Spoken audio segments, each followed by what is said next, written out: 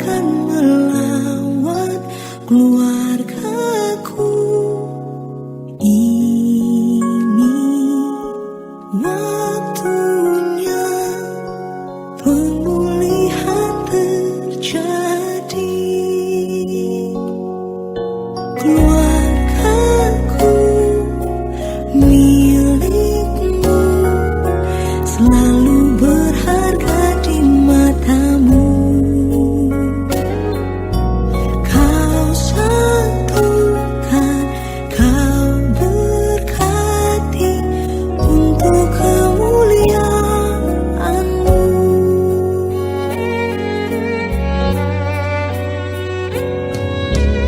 Ini saatnya Tuhan Kau melawat keluargaku. Ini waktunya pemulihan terjadi. Keluargaku milikmu, selalu berharga di matamu.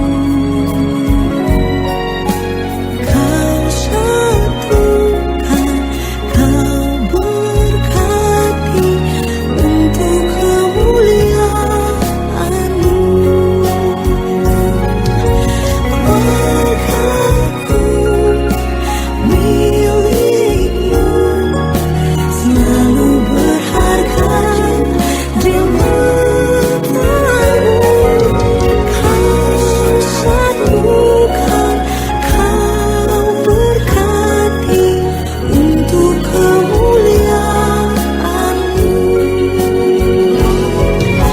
Kau satukan, kau berkati untuk kemuliaan-Mu. Untuk kemuliaan-Mu.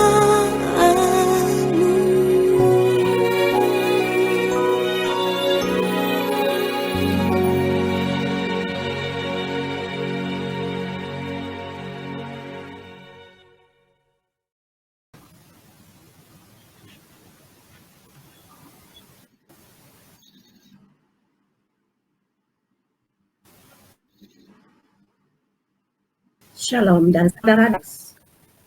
Kami bagi pihak Komisi Kehidupan Keluarga Keuskupan Agung Kuala Lumpur, Reverend Pada Edwin Peter dan Reverend Pada Clement Lim, pembantu eklesiastikal, serta pasangan Robert dan Sheila selaku Ketua Penyelaras Komisi Kehidupan Keluarga Kuala Lumpur.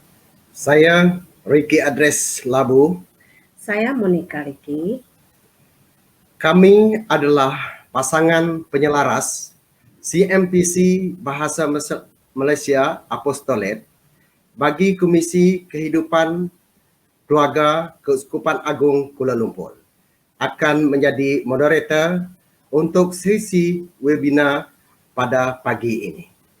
Kami mengucapkan selamat datang kepada Anda semua ke webinar kami sesi 2020, yaitu bulan Mei, tentang kebersamaan dalam keadaan suka dan duka sempena Hari Keluarga Antarabangsa. Saudara-saudari dalam Yesus Kristus, marilah kita mulai webinar kita pada pagi ini dengan doa pembukaan mohon keberkatan. Dipersilakan. Marilah sama-sama kita hening sejenak.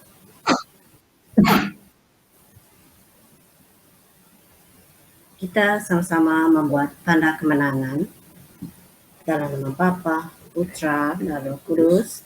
Amin. Bapa Syurgawi, sambil kita memperingati Hari Keluarga Antarabangsa, perkenankanlah agar semua keluarga dapat menjadi sumber kehidupan dan cinta sejati. Perkenankan juga agar rahmat-Mu dapat menuntun pemikiran dan tindakan orang-orang yang dipanggil untuk hidup berkeluarga dan menjadi orang tua, sehingga mereka dapat bekerja untuk kebaikan keluarga mereka, serta semua keluarga di dunia. Kami juga berdoa agar semua ahli panel kami diberi kebijaksanaan dengan pimpinan Roh Kudus-Mu, supaya mereka melakukan yang terbaik dan dapat menyampaikan buah pikiran dan pengetahuan yang diberikan oleh Tuhan kepada kita semua, serta para penonton yang mengikuti webinar ini. Semoga semua ahli panel diberkati supaya mereka terus menggunakan kepakaran dan kebolehan serta anugerah pelayanan mereka kepada orang ramai yang memerlukan. Semua ini kami mohon kepadamu Bapa keluarga umat manusia, dengan perantaraan Yesus Kristus, Tuhan kami. Amin. Atas nama Bapa, Putra, dan Roh Kudus. Amin. Sebelum kita meneruskan,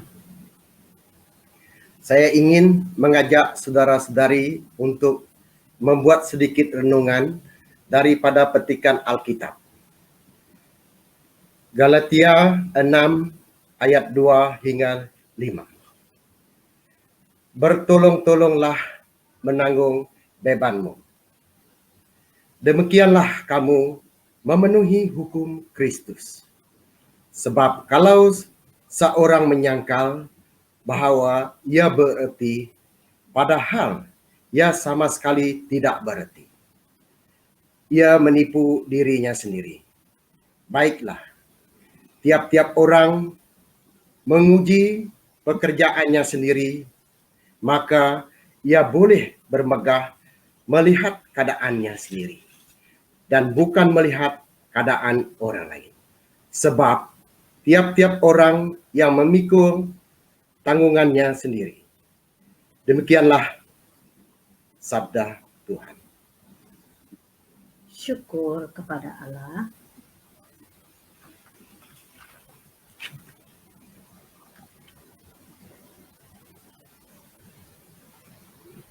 Baiklah, saudara dan saudari, kita akan sampaikan sedikit maklumat tentang program webinar ini. Webinar ini merupakan yang julung kali seumpamanya dianjurkan oleh Komisi Kehidupan Keluarga Keuskupan Agung Kuala Lumpur. Ianya akan diadakan pada setiap bulan sepanjang tahun ini dan dalam pelbagai bahasa. Tema, tajuk, dan ahli panel yang terlibat akan dimaklumkan kelak. Tema dan tajuk yang dipilih serta diambil daripada tema Pasukan Pastoral Semenanjung Malaysia, PMPT. Percaya atau harapan, memberi hidup kepada percaya atau harapan, hidup dan memberi dalam kehidupan keluarga. Tema atau tajuk untuk bulan Mei 2021 ialah kebersamaan dalam keadaan baik dan tidak baik, atau tepat lagi kami katakan kebersamaan dalam keadaan suka dan duka. Tajuk ini dipilih berdasarkan lafaz ikrar dalam perjanjian perkawinan Katolik. Antara objektif atau tujuannya,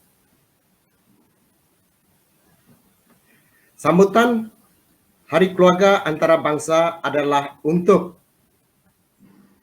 menegakkan dan memperkukuhkan hubungan serta kebersamaan dalam kehidupan keluarga dengan harapan dalam keadaan suka dan duka, meningkatkan kesedaran isu-isu yang berkaitan dan dengan keluarga serta meningkatkan pengetahuan mengenai proses sosial, ekonomi, demografi yang mempengaruhi keluarga.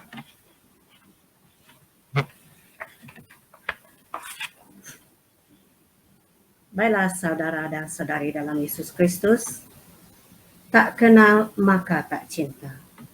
Tak didayung perahu, masakan dapat sampai ke seberang. Tak dipecahkan ruyung, manakan dapat sagunya. Tak diperkenalkan tetamu ataupun pena, tentulah kita tertanya-tanya. Dengan itu, kita mengalukan ahli panel pertama, Reverend Father Stanley Anthony, dengan hati yang terbuka bersama kita dalam webinar ini yang akan membincangkan tentang tajuk dan persoalan pada kali ini. Mempersilakan Reverend Father Stanley Anthony untuk memperkenalkan diri dengan lebih lanjut kepada semua yang sedang mengikuti webinar pada pagi ini. Dipersilakan, Father. Hai, nama saya Father Stanley Anthony. Saya seorang padri diocesan dan saya sedang melayan gereja sebagai seorang pematur di Seminari Tinggi College General Pulau Pinang. Dan saya gembira dan saya berharap perkongsian saya akan membantu kita merenung bersama-sama kehidupan keluarga, bagaimana kita mampu dan cuba menghidupi kehidupan keluarga sepenuh-penuhnya.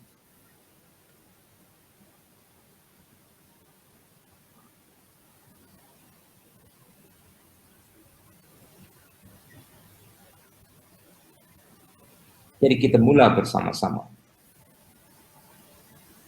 Berasaskan tema yang telah diberikan kepada kita, dan saya cadangkan agar kita merenung kehidupan keluarga, terutamanya keluarga Kristen atau keluarga Katolik, kehidupan keluarga Katolik.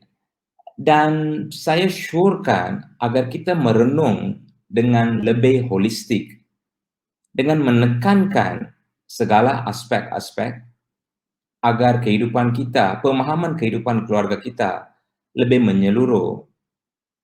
Jadi hari ini bersama-sama dengan kamu, saya ingin berkongsi pendapat saya dalam 3 aspek.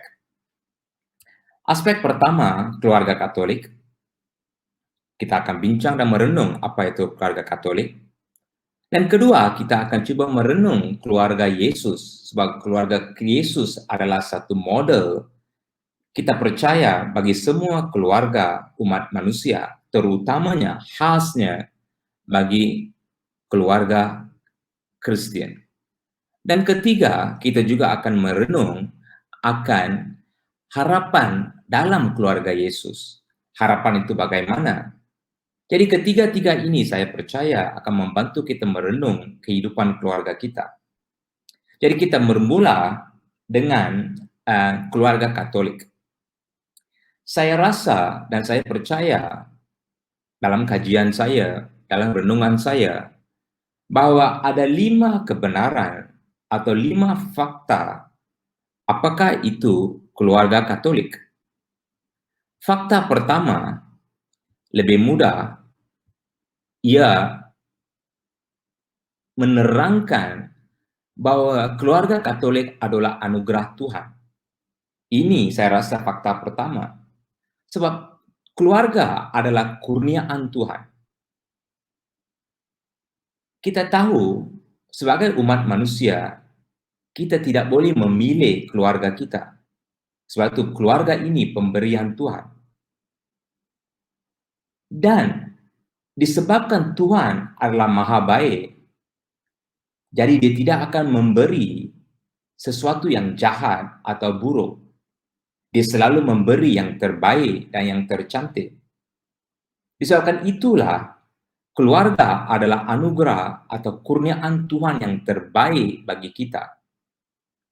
Selagi kita tidak menerima kebenaran ini, kita tidak mampu melihat kurniaan Tuhan ini yang paling baik. Jadi ini saya rasa adalah fakta pertama bagi keluarga Katolik, bahwa segala keluarga adalah pemberian Tuhan, dan pemberian ini adalah pemberian yang terbaik, yang tercantik. Dan kebenaran kedua, segala keluarga Kristen atau Katolik harus menjadi sekolah kasih. Bermaksud, di keluargalah kita belajar apa itu kasih. Kita praktis apa itu kasih. Di soal itulah keluarga dikenali dan dipahami sebagai sekolah kasih.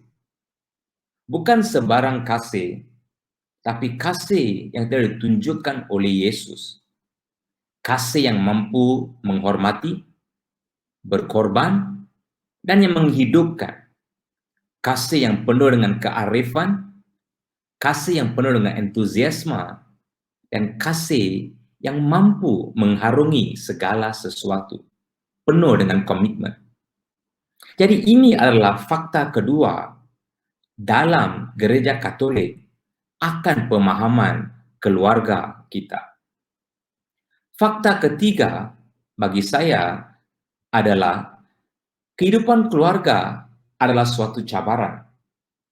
Dan cabaran ini kita alami setiap masa.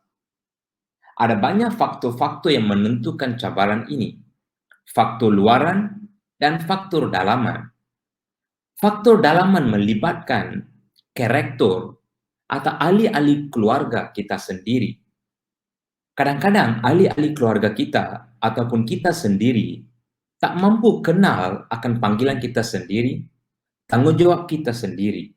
Disebabkan inilah kadang-kadang keluarga kita mengalami krisis, pemberontakan, atau konflik. Jadi setiap orang dalam keluarga harus membesar dalam kendiri. Kita harus kenal akan diri kita sendiri. Ini satu cabaran yang paling besar bagi setiap keluarga.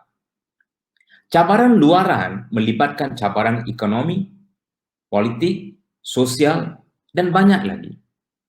Politik, bila-bila ahli politik membuat dasar atau polisi-polisi tertentu, sekiranya polisi-polisi itu tidak membantu, melindungi, dan menggalakkan kehidupan keluarga, keluarga akan merana.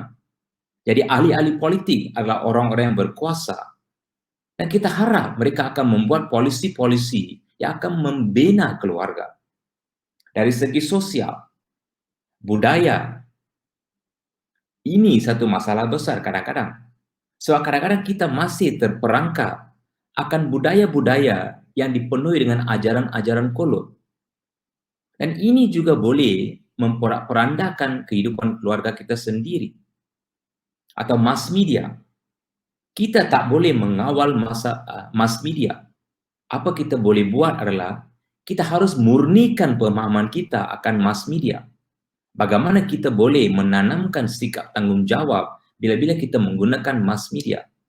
Sebab segala nilai yang kita cuba tanam dalam anak-anak kita, dengan mudah mass media boleh membunuh atau memutar bilik atau memutar belit nilai-nilai ini.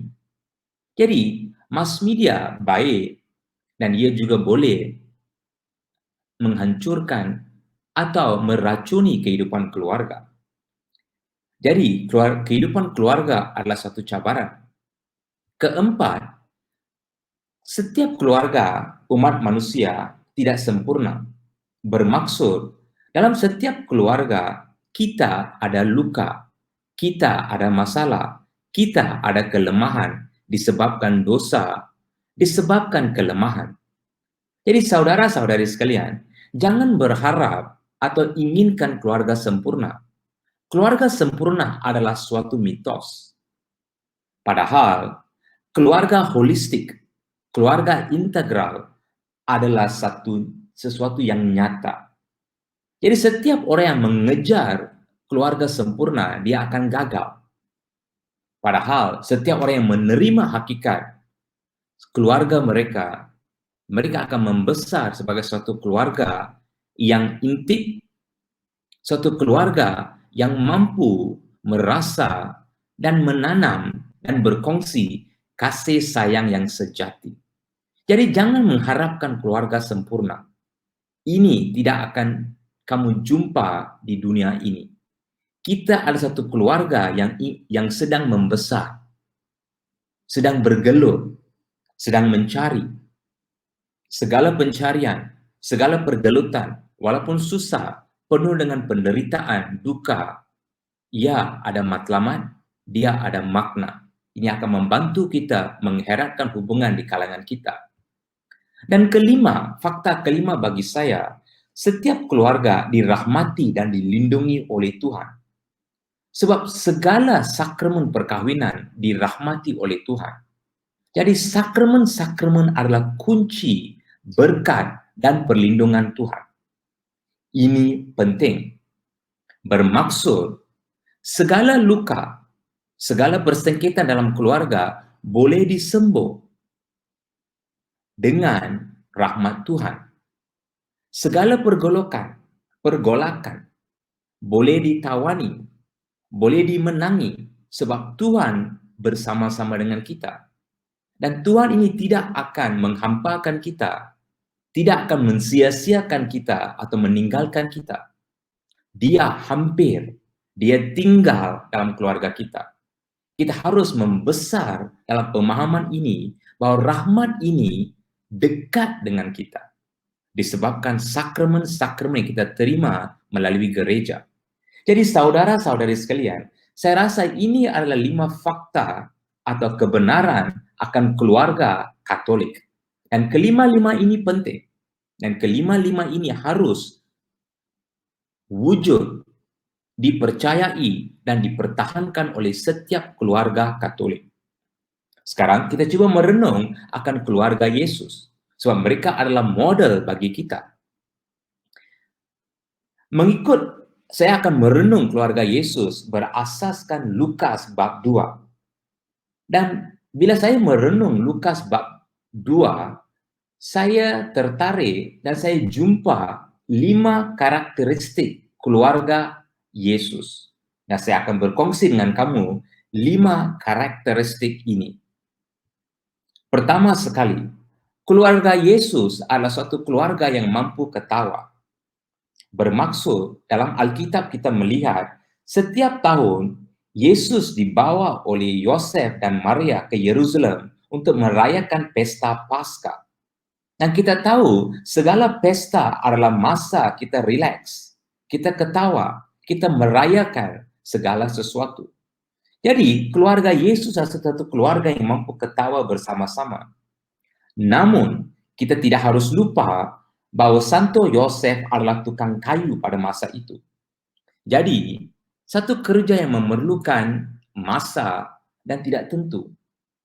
Namun setiap tahun mereka pergi. Ini bermaksud bahwa keluarga Yosef mampu berkorban. Dan mereka berkorban agar mereka merayakan bersama-sama. Agar mereka mampu menghabiskan masa quality sebagai keluarga. Dan ini satu cabaran yang besar. Sebab kita tahu dari Alkitab bahwa setiap orang Yahudi juga harus bayar cukai. Kalau tak bayar cukai, mereka akan ditindas. Mereka akan menghadapi cabaran yang lebih besar. Namun keluarga ini mampu dan sedia berkorban agar mereka mampu menghabiskan masa quality bersama-sama dengan Yesus. Ini penting. Jadi renungan bagi kita. Bilakah kali terakhir kita ketawa bersama-sama sebagai keluarga?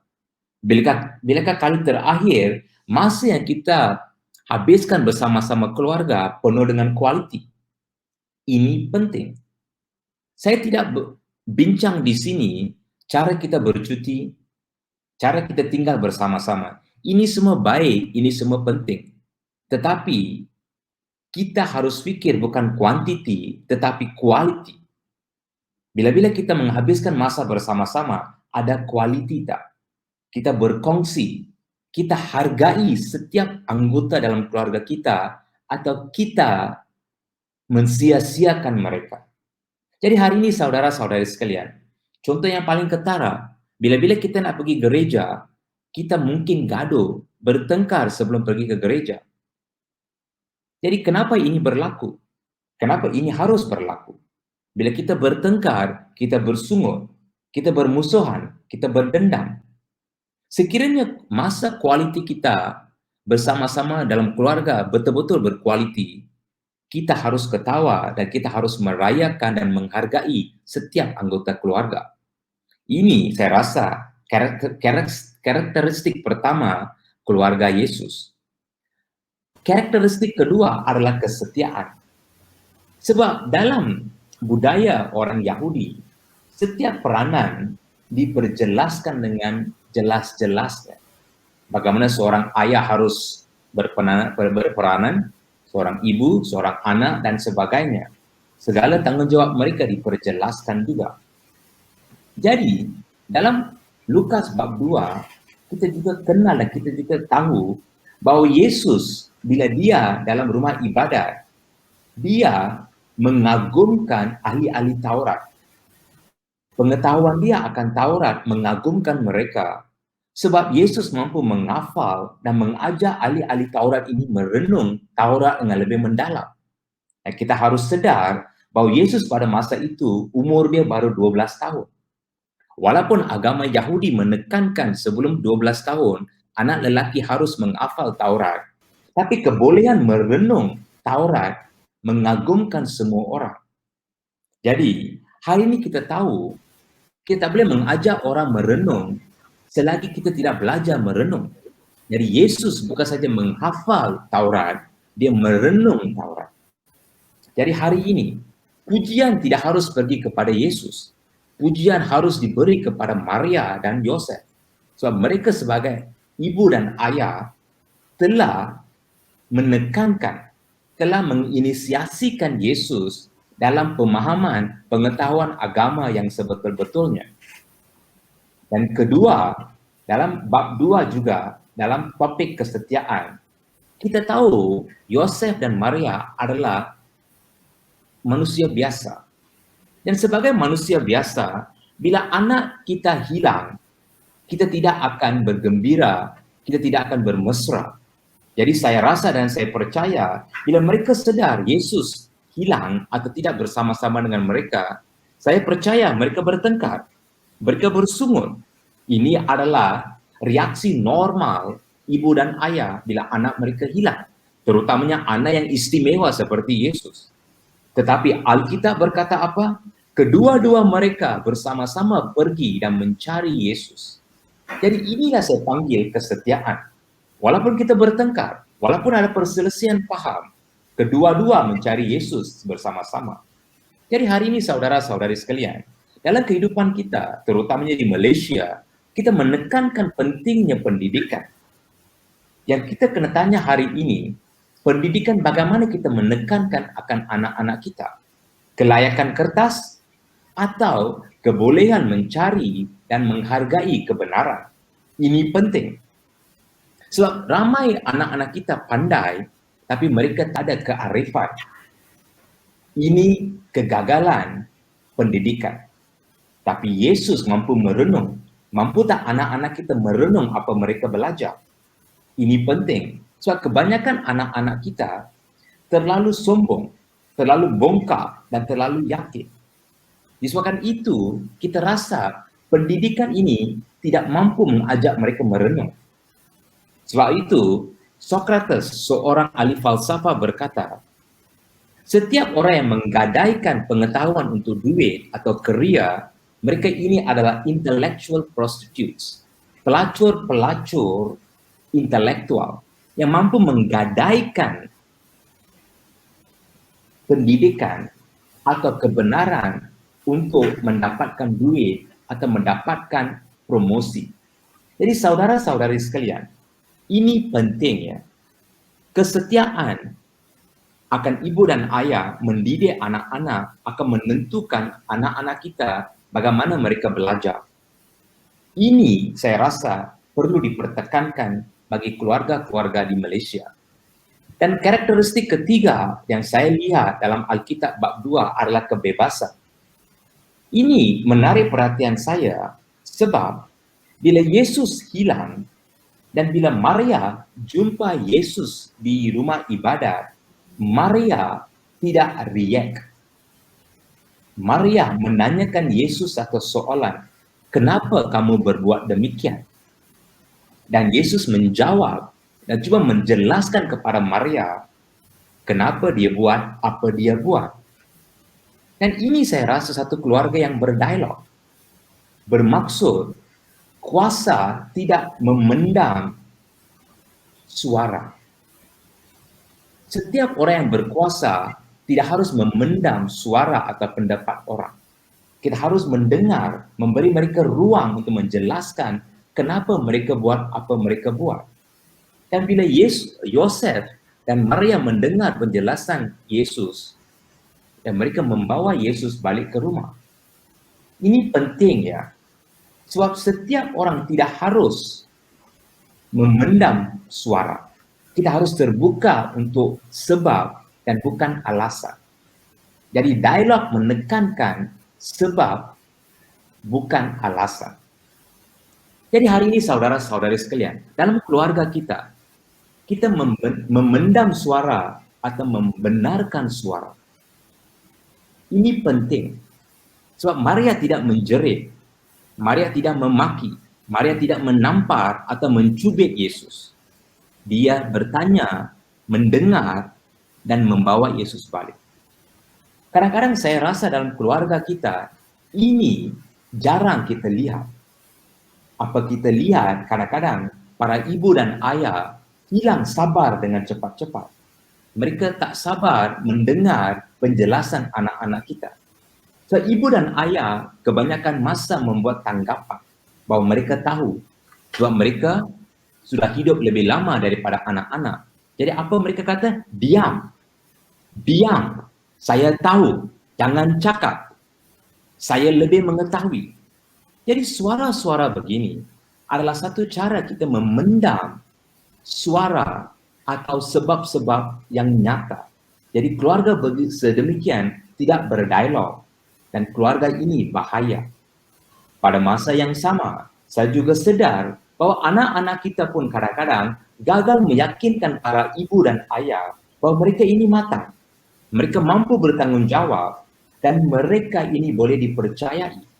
Apa saya lihat juga kadang-kadang anak-anak adalah lebih bersikap kebudak-budakan, di mana mereka menghantam pintu dengan kuat-kuat, mereka menjerit, mereka mengamuk. Ini adalah tabiat-tabiat budak-budak kecil. Jadi saya kagum melihat anak-anak begini. Mereka belajar tinggi, mereka dapat keputusan A dalam peperiksaan. Namun tabiat mereka menunjukkan mereka ini belum matang. Jadi hari ini saudara-saudari sekalian, ibu dan ayah atau anak-anak harus berdialog, harus mendengar, harus mengikuti sebab-sebab yang baik agar keluarga ini mampu menangani segala masalah-masalah atau cabaran yang dihadapi bersama-sama. Ini saya rasa penting bagi keluarga modern masa kini. Dan karakteristik keempat adalah sudi belajar. Ini saya juga kagum sebab Alkitab berkata, Maria dan Yosef hilangkan Yesus hanya sekali. Bermaksud, bila-bila setiap kali mereka pergi ke Yerusalem membawa Yesus, kali kedua, kali ketiga, kali keempat, selepas insiden kehilangan dia, mereka lebih berhati-hati. Mereka pastikan Yesus di depan mata mereka. Mereka pastikan dia bersama-sama dengan orang yang boleh dipercayai. Bermaksud, mereka belajar daripada kesilapan mereka. Ini penting. Kedua, saya juga kagum melihat bagaimana cara Yesus menghormati dan mempertahankan dan melayan para perempuan pada masa itu. Para perempuan pada masa itu kebanyakan masa dibuli, ditindas dan tidak diindahkan. Tapi Yesus sebaliknya menghormati mereka, mempertahankan martabat mereka. Dari mana dia belajar? Saya percaya dia belajar daripada Yosef, ayah dia. Bagaimana dia melayan istri dia, bagaimana dia hormat istri dia, bagaimana dia mengasihi istri dia. Jadi cara dia melayan Maria membolehkan Yesus belajar dan melayan perempuan dengan cara yang lebih moden pada masa itu, dengan cara yang lebih meyakinkan. Jadi saudara-saudari sekalian, renungan bagi keluarga kita sendiri. Kadang-kadang kita mengulangi kesalahan yang sama sebab kita belum belajar, belum merenung akan kesilapan kita pada masa yang lampau. Bila-bila kita gagal, bila-bila kita buta untuk belajar dari kesilapan kita, kita tidak akan membesar. Contoh, bagi kaum India, budaya orang India, 30 tahun yang lepas, budaya India sudah ubah, di mana kami mampu memberhentikan, kami mampu menghalang atau memperbetulkan budaya mabuk di kalangan kami. Sebab orang-orang India dikenali sebagai pemabuk, orang yang minum banyak. Tetapi sekarang generasi muda sudah lupa dan mereka sudah mula menyelami, sudah mula menghidup balik budaya kemabukan ini. Jadi ini bermaksud generasi ini gagal belajar daripada kesilapan orang-orang tua mereka. Kenapa ini berlaku? Sebab mereka tidak belajar dari kesilapan. Mereka tidak peduli. Jadi hari ini saudara-saudari sekalian, masalah pornografi. Kenapa para perempuan tidak dipertahankan? Kenapa mereka menjadi objek cemohan, objek kelucahan? Ini menunjukkan bahwa para golongan lelaki tidak menghormati perempuan. Kajian menunjukkan kebanyakan masa orang-orang dewasa menonton pornografi, gambar-gambar luca lebih daripada orang golongan muda. Jadi sekiranya orang-orang tua, orang-orang dewasa menyelami, mempromosikan budaya kelucahan ini secara diam-diam, haruslah kita terkejut bila kita melihat golongan muda mengagungkan budaya kelucahan. Jadi kita ini harus belajar mendidik anak-anak lelaki kita menghormati perempuan. Hanya begitulah kita boleh menangani masalah kelucahan ini atau budaya kelucahan ini. Akhir sekali, karakteristik kelima. Karakteristik kelima adalah berfikiran sama. Yesus ini adalah anak istimewa bagi Yosef dan Maria. Namun, kita tahu bila mereka pergi ke rumah ibadat, mereka mengorbankan sepasang burung merpati. Walaupun anak ini istimewa, dia berhak akan yang terbaik, tetapi mereka hanya mengorbankan sepasang merpati. Kenapa? So mereka tak mampu ya. Mereka ini keluarga sederhana. Jadi sebagai keluarga sederhana, mereka membuat apa yang mereka mampu. Ini sesuatu kita harus belajar daripada mereka. Bermaksud Maria dan Yosef berdialog dan mereka sedar inilah kemampuan mereka. Mereka tidak berhutang, mereka tidak mau menunjukkan kepada orang lain bahwa mereka ini mampu. Mereka tidak berdrama ya. Jadi hari ini saudara-saudari sekalian, ini penting ya.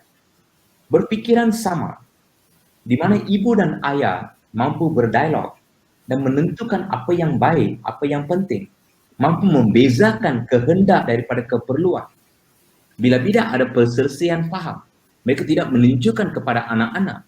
Bila perselisihan faham ini anak-anak melihat, mereka akan menggunakan ini untuk kebaikan mereka, untuk mencapai agenda mereka sendiri. Jadi berfikiran sama, pendapat yang bersama ini penting dalam keluarga. Jadi hari ini saudara-saudari sekalian, inilah karakteristik 5 karakteristik yang saya lihat dalam keluarga Yesus. Jadi sekarang, sekiranya keluarga Katolik ini ada 5 karakteristik, dan model keluarga kita ada 5 karakteristik, sekarang coba kita renung akan harapan keluarga Yesus. Bagaimana harapan keluarga Yesus ini diperkuatkan? Jadi sebelum kita masuk kepada harapan keluarga Yesus, kita harus dengan jelas kenal apa itu harapan. Bagi kita, harapan ini adalah janji Tuhan. Harapan kita ini bukan pikiran positif ataupun optimisme. Ini bukan harapan bagi agama Kristen. Janji Tuhan ini nyata dan jelas dan spesifik dalam Alkitab. Janji Tuhan ini tidak kabur dan tidak tipis. Dan janji Tuhan ini kita lihat dalam Alkitab. Dan janji Tuhan ini menjadi nyata dalam Yesus. Bermaksud, harapan kita adalah Yesus. Sebab harap Yesus adalah sabda Tuhan atau firman Allah. Berasaskan inilah kita harus membina dalam Yesus. Sekiranya keluarga kita membina dalam Yesus, keluarga kita dibina atas batu karang yang kuat. Puting beliung, hujan yang lebat tidak mampu merobohkan keluarga ini. Jadi sekarang mari kita merenung akan harapan keluarga Yesus. Pertama sekali, keluarga Yesus dibina atas firman Tuhan. Ini kita tahu sebab bila malaikat Gabriel wujud kepada Maria, dia memberi Maria sabda Tuhan. Dan Maria percaya sabda Tuhan ini, keibuan Maria, keperempuanan Maria dibina atas firman Tuhan ini. Dan Yosef juga membina kelelakian dia, keayaan atau kebapaan dia dalam sabda ini. Dan Yesus saya percaya kenal firman ini. Jadi keluarga ini penuh dengan harapan sebab mereka membina dalam firman Tuhan. Dan firman Tuhan ini tidak akan menggagalkan. So, Yesus kata, segala sesuatu akan hilang, segala sesuatu akan pudar.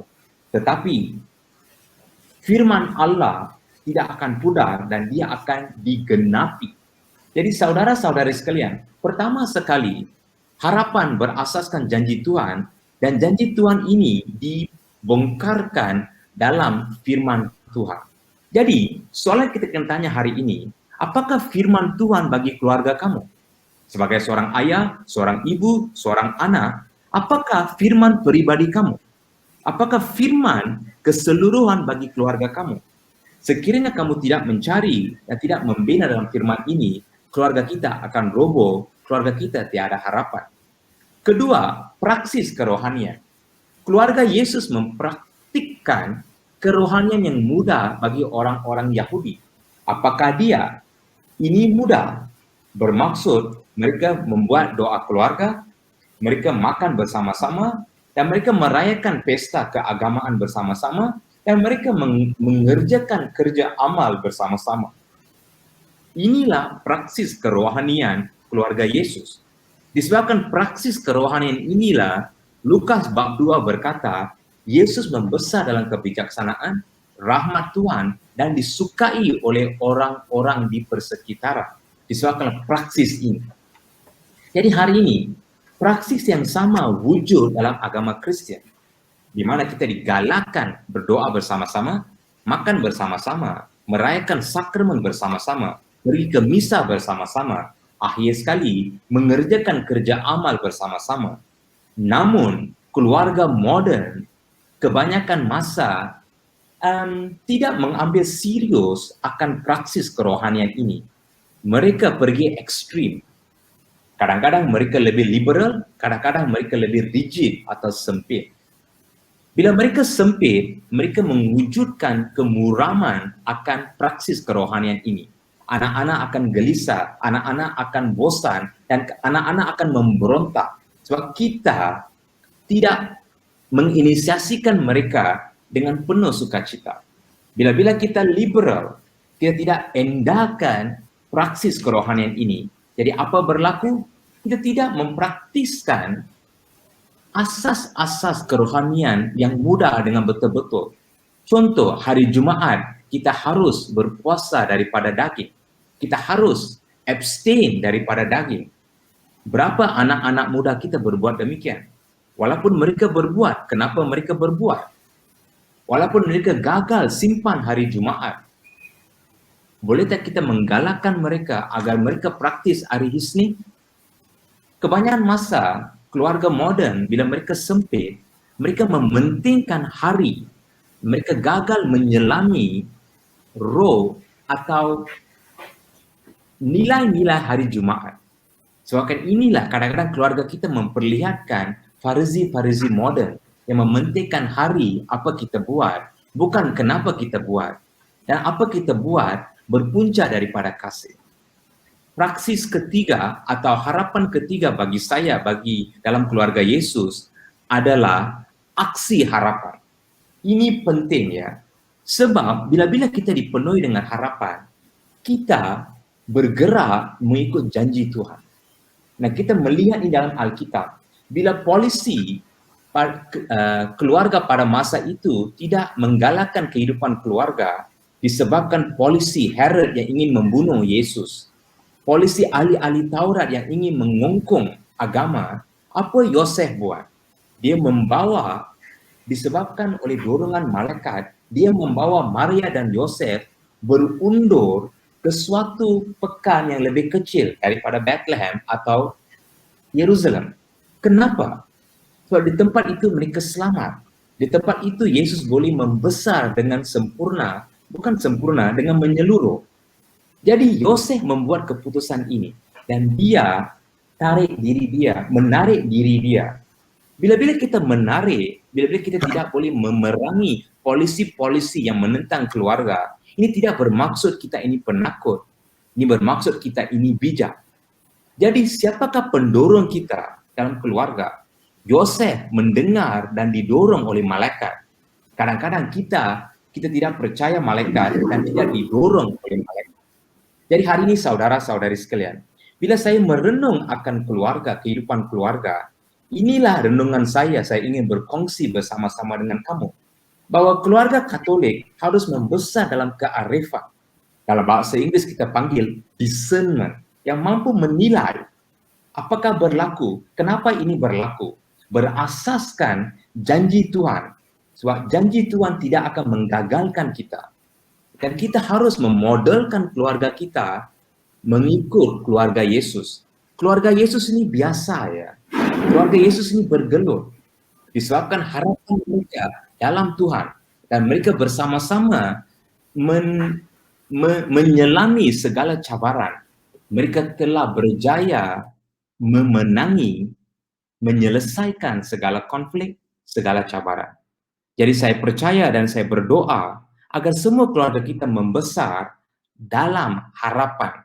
Kita kenal akan janji-janji Tuhan bagi setiap keluarga kita. Sekian, terima kasih. Terima kasih kepada Reverend Father Stanley Anthony atas renungan dan perkongsian beliau sebentar tadi. Ya, saudara dan saudari, kita telah pun mendengar dengan panjang lebar dijelaskan dalam perbincangan dengan pada Stanley sebentar tadi tentang membina keluarga dan contoh keluarga Kristiani yang telah diuraikan oleh Father, yaitu keluarga ini, keluarga Katolik yang dimaksudkan ialah keluarga yang berdasarkan, didirikan di atas dasar yang kukuh, yaitu dasar kasih, cinta kasih Kristus. Kita mesti hadirkan Kristus dalam keluarga kita. Memang benar tiada keluarga yang sempurna. Jika ada, itu memang betul ya, seperti yang Father katakan adalah mitos saja. Banyak cabarannya, banyak cabaran dan dugaan yang membina keluarga. Untuk kita bina keluarga ke arah keluarga yang bahagia. Pasti sesebuah keluarga itu akan melalui keadaan suka dan duka. Ada pahit manisnya, itu adalah asam garam kehidupan manusia. Indahkan keluarga Yesus, yaitu keluarga contoh dari Nazaret itu sendiri pun melalui pelbagai cabaran. Akan tetapi, saudara dan saudari, kita diajak untuk tetap beriman dan penuh harapan dalam mengharungi suka dan duka dinamika kehidupan ini. Beriman dengan penuh pengharapan serta percaya, seterusnya menghidupi janji Tuhan, akan memberikan daya tahan dan ketenangan kepada keluarga kita. Rasa gelisah akan pudar ketika pengharapan iman berkobar dalam hati kita. Segala cabaran, kesulitan, dan masalah tidak menjadi halangan karena besarnya iman kepercayaan dengan penuh pengharapan. Jadi suka saya ajak saudara dan saudari untuk merenungkan Mazmur 133 yang berbunyi, sungguh alangkah baiknya dan indahnya apabila keluarga diam bersama dengan rukun. Sebab kesanalah Tuhan memerintahkan berkat-Nya, kehidupan untuk selama-lamanya.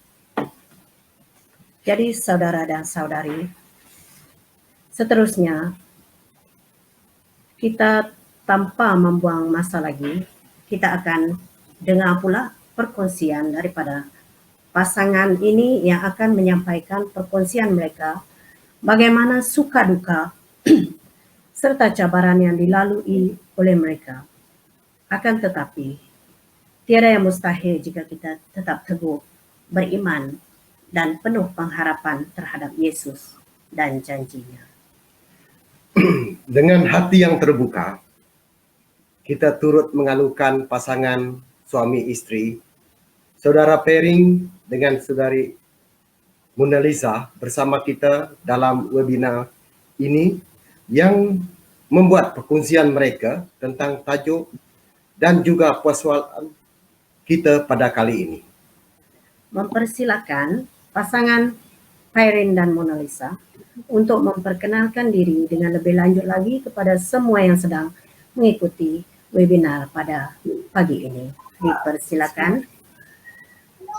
Terima kasih Encik Ricky dan juga Puan Monica selaku pemudacara pada pagi ini.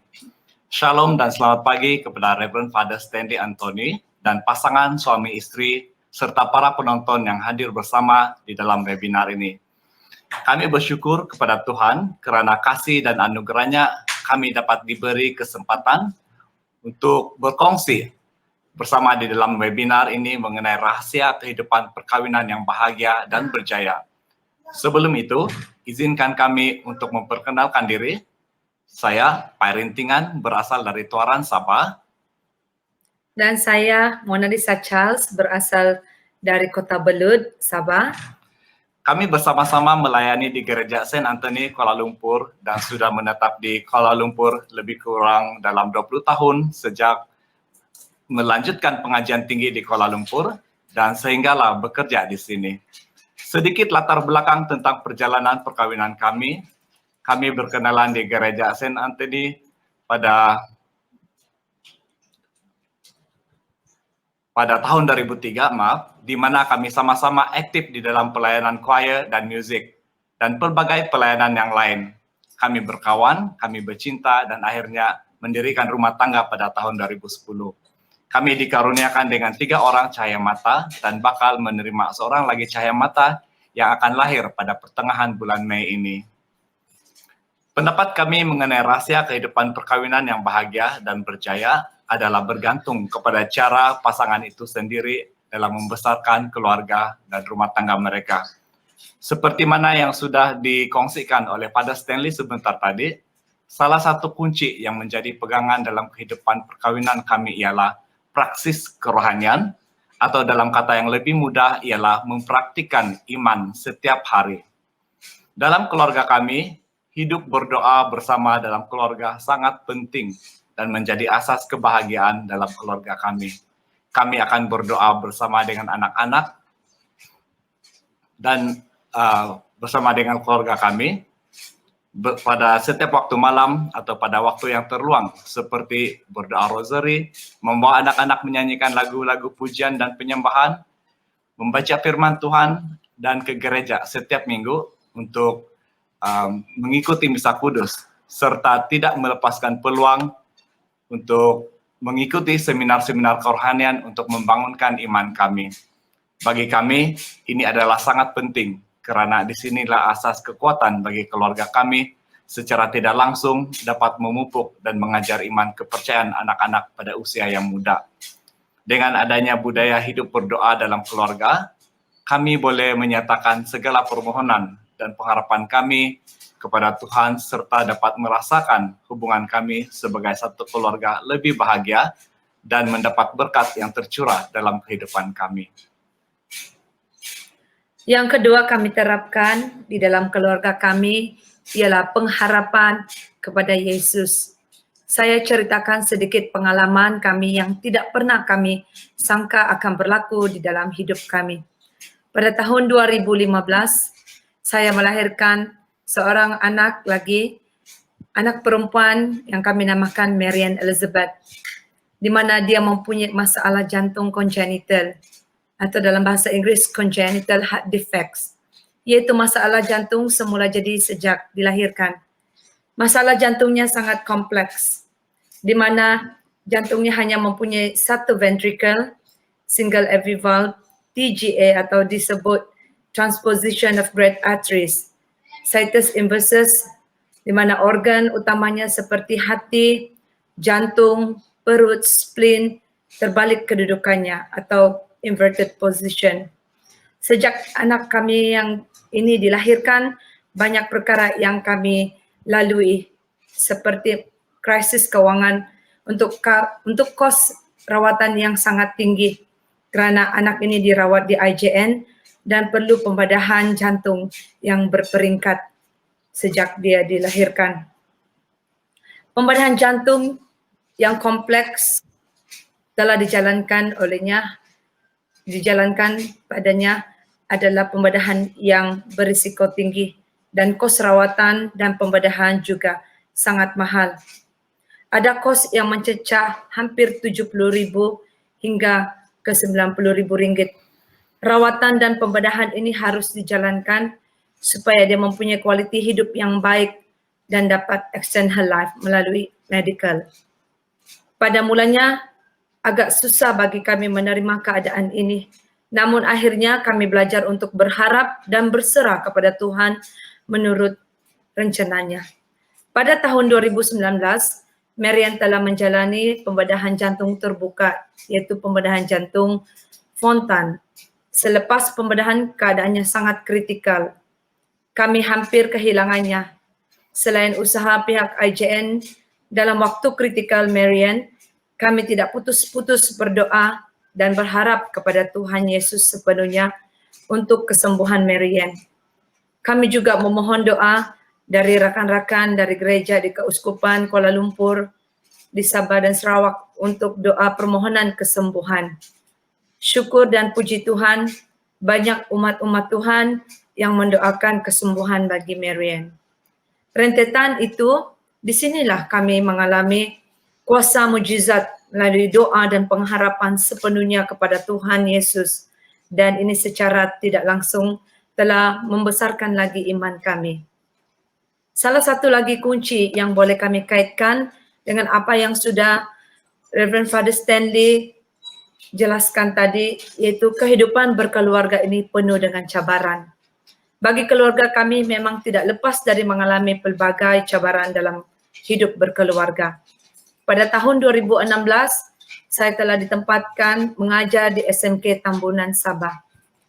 Selama hampir 2 tahun, saya dan anak-anak terpaksa berjauhan dengan suami pada waktu itu kerana suami bertugas di salah sebuah sekolah di Kuala Lumpur. Apa yang menjadi cabaran pada ketika itu ialah saya terpaksa ke Kuala Lumpur pada setiap hujung bulan untuk membawa anak kami yang kedua ini mendapatkan rawatan di Hospital Selayang dan IJN. Pada masa itulah kami ada masa untuk berkumpul bersama sebagai keluarga. Bukan senang keadaan kami pada ketika itu kerana saya harus berkorban dari segi masa, tenaga dan kewangan. Masa yang kami ada begitu singkat untuk kami bersama, iaitu hanya pada hujung bulan itu, pada hujung minggu itu saja. Saya dan anak-anak harus balik ke Sabah pada petang hari Ahad, kerana pada keesokan harinya saya harus bekerja. Keadaan ini sangat memenatkan. Selain itu, dari segi kewangan pula banyak perbelanjaan yang digunakan untuk tambang tiket kapal terbang, makan minum dan sebagainya. Keadaan ini berterusan hampir 2 tahun sebelum saya mendapat kelulusan untuk berpindah di Kuala Lumpur. Ini adalah semata-mata supaya anak kami Marian dekat dengan IJN untuk mendapatkan kepakaran rawatan dan perubatan. Inilah yang kami perolehi melalui pengalaman ini, di mana kami pasangan suami istri perlu sangat berkorban dalam setiap perkara yang kami alami. Setiap hari saya dan suami, walaupun dalam keadaan yang jarak jauh, kami mohon bersama kepada Tuhan dan Bunda Maria agar permohonan kami dapat bersatu kembali dalam keluarga. Kami sungguh percaya tidak ada yang mustahil bagi Tuhan untuk Dia melakukan perkara-perkara yang ajaib dalam hidup kami. Yang ketiga yang kami pegang dalam kehidupan keluarga kami ialah berkomunikasi dengan lebih terbuka. Seperti mana yang juga sudah disentuh oleh Father Stanley sebentar tadi, yaitu tetap berdialog dalam keluarga. Bagi kami, komunikasi merupakan asas yang sangat penting dalam kehidupan perkawinan yang bahagia dan sempurna. Dalam keluarga kami berkongsi dan bersikap terbuka dan membincangkan hampir semua perkara yang berlaku untuk mencari jalan penyelesaian untuk suatu perkara, contohnya jika terdapat konflik atau masalah yang timbul. Salah satu contoh pengalaman kami ialah istri saya ini adalah seorang yang saya boleh katakan seorang yang lebih ekstrovert berbanding saya. Dia suka berpikir lebih kritikal dan mempersoalkan sesuatu perkara walaupun perkara itu sesuatu yang kelihatan simpel ataupun remeh. Sebelum saya berkawin dengan dia, saya boleh katakan diri saya lebih tidak banyak bercakap dan mengambil sesuatu perkara itu tidak besar. Setiap hari pasti ada saja perkara yang dia kongsikan pada saya. Sehinggalah saya pun belajar daripadanya untuk lebih bersikap terbuka dalam komunikasi. Contoh nyata, pada musim pandemik ini, saya kerap kali berasa tertekan dan kecewa karena gangguan semasa mengajar kelas secara online. Hal ini disebabkan karena kami berdua juga mengajar secara online dan dalam masa yang sama perlu menguruskan anak-anak yang masih kecil dalam pembelajaran online mereka. Oleh itu, saya membawa istri berbincang secara terbuka bagaimana boleh memperbaiki keadaan. Contohnya bila saya ada kelas, istri perlu duduk bersama dengan anak-anak untuk membimbing semasa kelas online mereka dan sebaliknya dengan saya. Dengan perbincangan seperti ini, keadaan menjadi lebih baik dan terurus. Kami terus berdoa kepada Tuhan Yesus setiap hari supaya diberikan kebijaksanaan dalam menguruskan hal-hal seperti ini. Hasil daripada doa setiap hari, kami sangat merasakan kehadiran Roh Kudus yang selalu ada untuk membimbing kehidupan keluarga kami. Sebagai kesimpulan dari pengalaman-pengalaman kami ini, kami dapat melalui banyak perkara dalam suka dan duka.